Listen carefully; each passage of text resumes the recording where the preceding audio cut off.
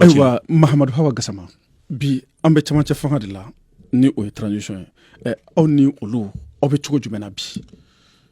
Je crois qu'aujourd'hui il y a une ɲininkali min tɛngun na diyagoya don n'an nana kuma min na an b'a fɔ mais journaliste a bɛ profiter mais ce n'est pas grave n k'a jaabi an bɛ transition soutenir an b'u nɔfɛ an bɛ transition soutenir mun na. Je crois que tous les Maliens majɛ dama nin bɛ bɛɛ ɲininka an ka kɛ Ala ni kira kama an ka transition soutenir transition in n'a tiɲɛna Bacili a bɛ tiɲɛna n bɛɛ de Ala kana to a ka tiɲɛ. Ko mori dɔ ko a si bɔra duna bɛ wuli sini a mɔdɛni ko ami n'i ka kunkoloba n'i ka walaha i b'a kɔnɔ ni transition ma ɲɛ Asimi bolo a ma ɲɛ Mali ma n'a ma ɲɛ Sogɛli bolo a ma ɲɛ Mali ma i kana kɛ silamɛ ye i ka kɛ hɔrɔn ye ne ye kuma dɔ fɔ n bɛ segin a kan n t'a dɔn i delila k'a lamɛn n ko don min na Sogɛli taara n'a ka politique ye programme ye ne tun bɛ Tunisie mais an y'a sɔrɔ a delila ka kuma dɔ fɔ an ma a digira n na a k'u ka CNT ci on n'est pas légitime qui est content. Mais à bas faut dominer ça c'est Sogel. C'est le président de M5 respect. C'est le président de MPR. Mais aujourd'hui le chef de gouvernement négocie un moroma. Angandi janga ka programmer. Nanya do kafana ni hakila miye. Na ba masaka Mali sauver. Pourquoi pas? Oda toi nani programmer 2600 députés. Sogel était comment en fait? Mais n'a confié. Mais madeliga premier ministre ka programmer mun gagner ka teme Sogel ka. Mbofo dominant ndaro ka fa bena kuna wolo. Regarde, Sogeli tale nation la. Aye mun ke netse. Beko ke sama kafari. Sogeli ye mun fe aye kisi bareta. Aujourd'hui nous ya soroba poissonné. Aye malira, aye tinyaira. A bole wala utara coton na Genève, Afrique beya ke porte-parole. Moi je crois que aujourd'hui Sogel c'est un bon premier ministre. Nyame politique mo ani mo woro ka fra franchi ka utafa ka boye. Mais koni har na dana ba fa ka boye har na dana ay wakati minge ma je faire de lui et on va soutenir o da tanga gafe kono anyere asebe ka fo on soutient les transitions en ba fa nuka barage nyoko fi wakati ko do ubuga tanke abeta aywa ka alla majekulu na flebro belajele hakili ka fo Mahamadou Hawa Gassama aleye aywa munye mamuno ni olube sentela aleye o mafana ye aywa Mahamadou Hawa Gassama alisa anganye ngali to ambe temeneo ira fo ambe an kuna fondila o menye ngali uchamake munye bi sente bashite sente konabi faut de se dire kono parce que moi je suis membre de sente il n'y a pas madaila ndisila mais mena mo wajumuna angana nyogo sebe bebi ga dakambolo ne manda nani ke elema ne réeli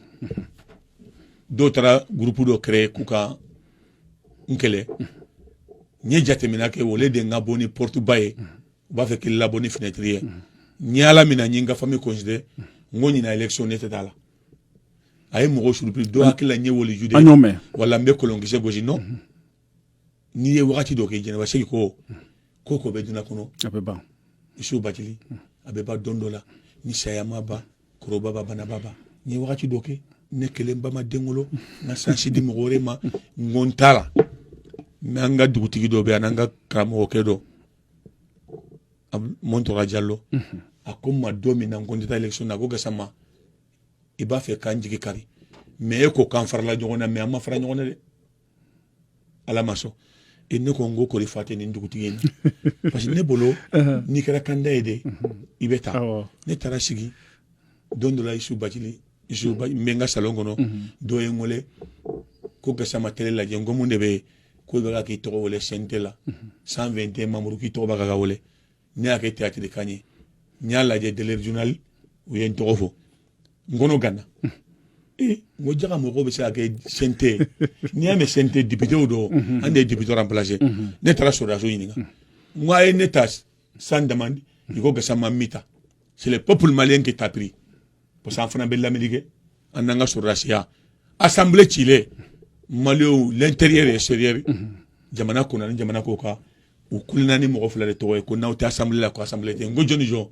iko ni Umaru Marko ika interview la ko tini soutien yanga okay yanga défenseur yanga porte-parole autrement ba nyele irila katigena nya wala comment sonna matraire to la chente la ndara sur rasu e dana denga hakilla ka ki faso fe limaniado vraiment bekana ni ka brigi morso e ndara fana mbaga ku deme k'u ladi et bravo u bɛ tagabolo min na bi an ka taa d'u ma et je crois que u bɛ se ka jamana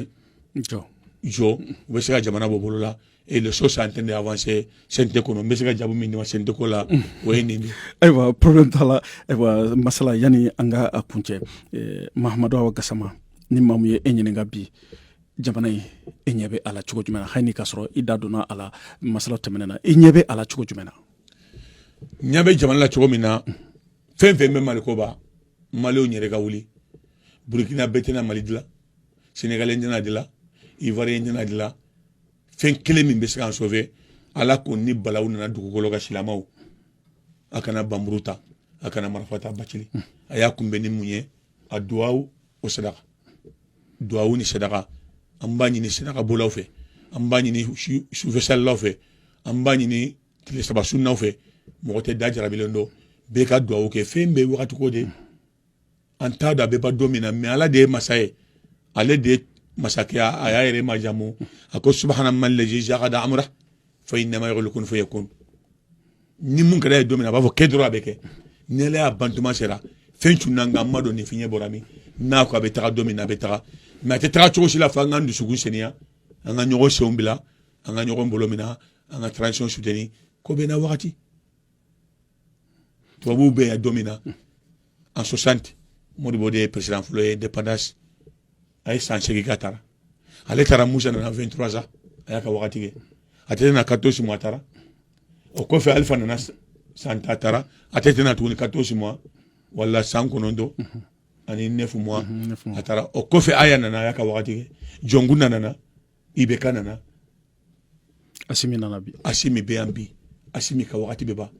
an ka kɛ Mali ko ye k'a fɔ Mali y'an bɛɛ ka Maliba de ye n'a ɲana ɲana bɛ n'a tɛ ɲana bɛ an bɛɛ ne bɛ mun ɲini Maliɲɛnw fɛ an ka transition soutenir an sisi min fana bɛ yen an ka taa o la mais fɛn kelen kɔni bɛ yen n t'a dɔn i bɛ n'o question poser mun ye élection kuma ye est ce que an bɛ se ka taa élection na wa dɔ delila ka ne ɲininka ne ko wayi kuma dɔ bɛ yen a ma ɲi dɔw da kɔnɔ n ko ne bolo bɛ tulu la dɔ bɛ tile la n bɛ damu kɔnɔ ne k'a fɔ dɔ ka fara transition kan hali ni tiɲɛ dɔ a ma ɲi ne da kɔnɔ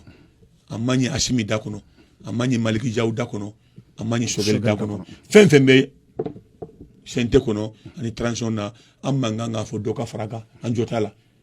mais ko filebaga bɛ kɔɲɔmuso la mun t'a cɛ dama ye Maliyɛnw de kan ka lajɛ est ce que an bɛ se ka taa élection na est ce que an ye condition bɛɛ rempli est ce que n'an taara a kɔlɔlɔ ye mun ye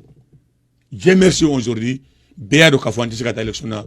an ka transition ye courage ta ka tiɲɛ fɔ an partenaires ye k'an tɛ se ka taa élection na an bɛ taa an sisi la an sisi in fana an bɛ mun ɲini mɔgɔ Maliyɛn bɛɛ fɛ bɛɛ ka participer an ka taa kuma fɛn caman bɛ yen an ka corriger ne hakili la sɔrɔdasi minnu bɛ yen bi u bɛ se k'an ka problème caman ɲɛnabɔ Yusufu ni politique mɔgɔ min nana a tɛ se a bɛ miiri mun na est ce que ni n y'a kɛ n bɛ mandat filanan sɔrɔ est ce que i bɛ o tɛ n ye n'o sɔrɔdasiw ka Mali fura u k'an ka fɛn caman adressé k'a d'an ma et je crois que n'an dun b'o fɛ an ka temps d'u ma fɛn min tɛ ɲɛna san wɛrɛw la k'u dɛmɛ baara kɔnɔ wala dɔw ko depuis démocratie Mali man kɛnɛ est ce que o bɛ se ka dilan wagati nin kɔnɔ an ka temps d'u ma u ka élection ɲɛnama kɛ élection propre transparence crédible u k'a di ala ni ala y'a dɔn mɔgɔ min harijɛgɛ la an bɛɛ ka sɔn a bolo an ka taa o la et c'est ça mon idée ne yɛrɛ kun fo ye ça n'engage que moi n b'u soutenir jusqu'à bɔ transition ne y'a ka avocat ye n y'a ka défenseur ye n y'a ka porte-parole ye n y'a ka journaliste ye arabu ko ko bulu wotani min al-iman ka k'i faso fɛ limaniya dɔn Yusufu isa transition soutenir et moi je crois que ne ɲininka taabolo min bɛ bi degun caman bɛ yen kɔlɔlɔ bɛ yen mais a tɛ k'a fɔ ko ŋɔni n'a y'i sɔgɔ k'i b'a bɔgɔti ciga tɛ k'i b'a lawuli a bɛ taga dɔɔni dɔɔni de an ka dandan ni duwawu ni sadaka ye a bɛ ban Inch'Allah. Voilà. Awa an bɛ foli di an filɛlibaga ni an lamɛnjɛkulu bɛɛ lajɛlen ma minnu bɛ ka an lamɛn ci kɛlɛ ko kuma la so fɛ ni o ye Kayi radio ale 89 kori tan internet o ye w.radioral.kayi.net Gasama yani an k'an kɔ don ɲɔgɔn na welekan laban jumɛn bɛ bolo ka ɲɛsin mun ye Kayi URD tɔnden bɛɛ lajɛlen kelen-kelenna ma. Kuma laban kan min bolo yani n ka URD fɔ ça c'est particulier o ye interpersonnel ye URD an ka taa national la kuma min bolo Maliyɛnw an k'an jija an k'an ka sɔrɔdasiw soutenir an k'an jija an ka transition soutenir an k'an jija an ka taa an sisi la minnu b'a fɔ k'u tɛ taga u ka sabali quoi n'i yɛrɛ di maliyɛnw ma dɔ kɛra n ye kuma dɔ fɔ Yusufu Bacili hakili jiginna ka yan n ka kuma Isa Bacili n bɛ segin a la n ko n'i ye ne ɲininka bi politique mɔgɔ bɛ fɛn fɛn fɔ tiɲɛ tɛ an bɛ mɔgɔw lasunɔgɔ de k'u la tromper population o preuve ye mun ye Isa un petit pays comme Mali 218 parti kɛmɛ fila ni tan ni segin n'o tɔgɔ ta in de lagare ye ni Mali fitini bamarangamelaw parti kɛmɛ fila ni tan ni segin o de b'a kɔnɔ est-ce qu'on a besoin de ça n'i ye mɔgɔ ɲininka a b'a fɔ ko ni n kɛra président n bɛ Mali kɛ Japon ye n'o se b'an ye pour que an tɛ Mali kɛ Japon siɲɛ kelen pour que an ta kɛ sini ye mais no politique mɔgɔ bɛ mun fɔ o de y'a to ni Ala m'a to Ala bɛ kiiri tigɛ ni population cɛ kɛrɛnkɛrɛnnenya la n ye fɛn dɔ fɔ n'i ye ne ɲininka bi parti saba bɛ yen olu ka kan ka hinɛ Mali la u ye fɛn bɛɛ sɔrɔ Mali ko la c'est quel parti olu ye jumɛnw ye Adema Piaji Adema ye fɛn bɛɛ sɔrɔ Mali ko la Mali ye fɛn bɛɛ kɛ Adema ye n'o bɔra ye jɔn RPM ye fɛn bɛɛ sɔrɔ Mali ko la sabanan ye jɔn ye n yɛrɛ ka parti Union pour la République la démocratie IRD ni ninnu mako bɛ Mali la bi an kan ka mun kɛ ça n'engage que moi on ne doit pas que bɛɛ k'a fɔ ko n bɛ candidat bɔ an bɛ ka fara ɲɔgɔn kan an ka candidat kelen présenté ka yira maliyɛnw na mun bɛ se ka Mali bɔ duguma k'a layɛrɛ Arayika c'est ça mon idée Adema IRD parce que ne bolo aujourd'hui ni parti saba yi ils sont pas prêts ka candidat dɔ bɔ consensus 100% k'u ka parti yɛrɛ bɛ tugu a kɔ n'i ye ne ɲininka bi Adema candidat t'a bolo 100% RPM candidat t'a bolo 100% IRD kɛlɛ bɛ tɛ an fula kɔnɔ bi pourquoi pas an tɛ fara ɲɔgɔn kan ka candidat kelen bɔ ka maliyɛnw ka juru sara u ye fɛn bɛɛ k'an ye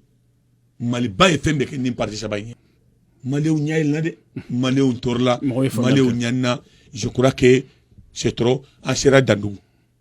ni taamana ka taama Isa ni sera Dandugu an bɛ jɔ ye an bɛ dugawu kɛ maliyɛnw ye concrètement Ala k'an kɛ kunnadiya ye Ala ka maliyɛnw kisi Ala k'an don da kelen fɛ an ka bɔ da kelen fɛ Ala se b'i ye ka Mali ka nin tɔɔrɔ in ka bɔ an kan an b'a ɲini fɛ a masa de ye i ka maliyɛnw u ka lafiya sɔrɔ aw minnu ɲɛnkora radio la